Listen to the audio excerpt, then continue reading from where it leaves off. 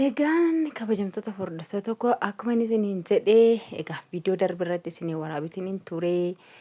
Egaa yoo haalli naa mijate viidiyoon isinii waraabaa, yoo haalli naa mijachuu baate immoo biifuma suuraa isaaniitiin illee gaafa isaan mana koo dhufanii isinittiin argisiisaa yookiin immoo sagalee kootiin isiniif hin dubbadha. Maalirra akkan ga'e isiniin jedheetiniin ture. Nagaan isiniif haa ta'u kabajamtoota fi hordoftoota koo akkam jirtanii nagaa qabdanii hundi keessanuu nagaan qaba galata waaqaa. Baga nagaa taatanii hundi keessaniyyuu baga booruu gannaatii booqaa birraatti baataniin isiniin jedha. Itoophiyaa warri taatan hundi keessanuu biyya keessa biyya alaa kan jirtanii. Egaa galata waaqaa gaa wanti hundinuu xumurameetiiti gara manaatti dhufeetii jechuudha. Nama kana namni beektan jirtu natti fakkaata artistii Addisuu Shantamaa jedhama jechuudha. Namni isa fidee dhufe kuni egaa namoota gurguddaatu ture mana keenya waaqayyo guddaadha nama miti garuu haa ta'u malee namoota warra beekamtii qabanii namoota hedduutu ture. Osoon viidiyoo waraabis nan danda'a ture jarri warra kaameraan illee sodaatanii miti. Haa ta'u malee immoo anis egaa maaliifiin akkamitti kanarratti viidiyoo waraabamaa jaarsummaa taa'amaa jira maal jedhama ka hin beektu warri biyya Itoophiyaa keessatti jiraataa jirtan yookiin immoo akkasuma namoonni gaxariirra fa'aa turtan hin beektu. Hundi keenya warra gaxariidha gara katamaatti dhufedha malee katamaatti warra dhalanne miti jechuudha. Kanaaf immoo jarri isaan kun namoota baay'eedhaan turani jechuudha.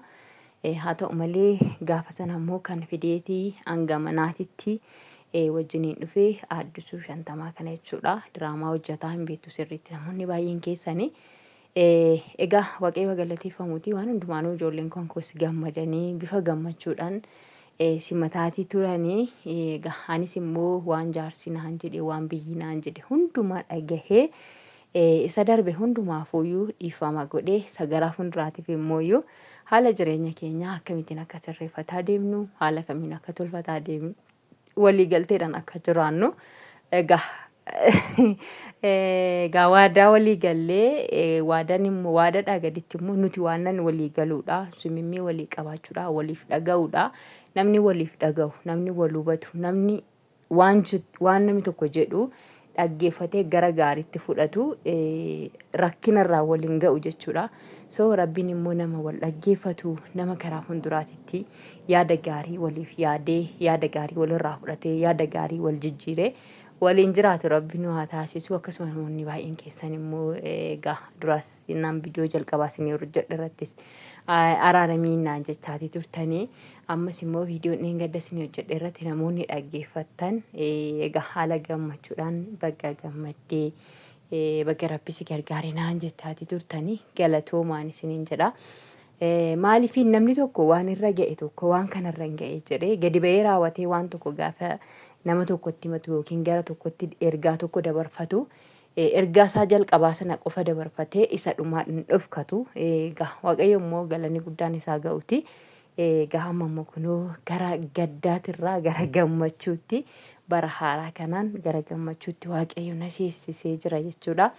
Yoon immoo waaqayyo haala naa mijeessee jedhee isa wajjiniin illee ta'ee gaafii barbaaddanuu qabaattan maal waan gaafachuu barbaadan jechuudha. Waan isiniif gaafadhu yookiin immoo haala barbaadaniin ta'e koomentii jalatti naaf keessanii isa dhiyeessee raawwadhee isa waliinis isiniif dhiyaachuu nan danda'a yeroo tokko tokko yoo waaqayyo na gargaare.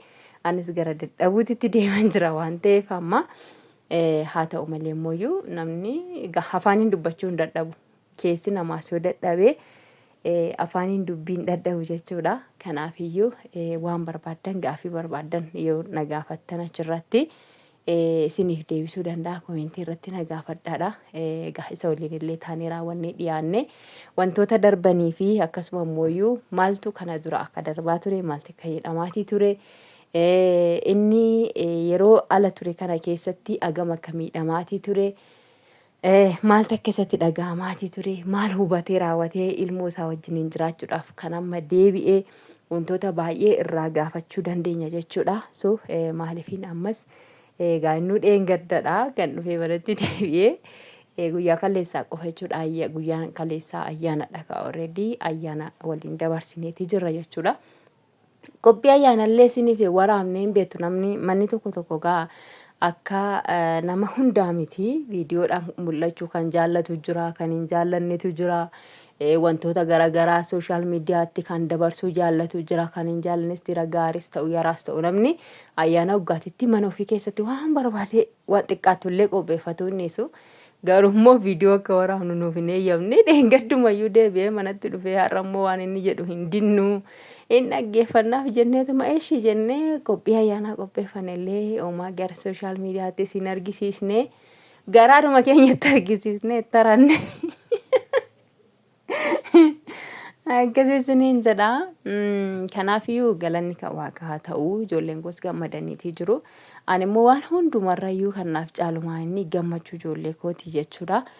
Gaafa abbaa isaanii arganii hundi isaanii hedduu tokko gammadanii jechuudha. Baay'ee tokko sannaa kaan dobbaan keenya nu bira jiraate kana nu godhaa dobbaan keenya nu bira jiraate akkas nu ta'a akkana nu ta'a.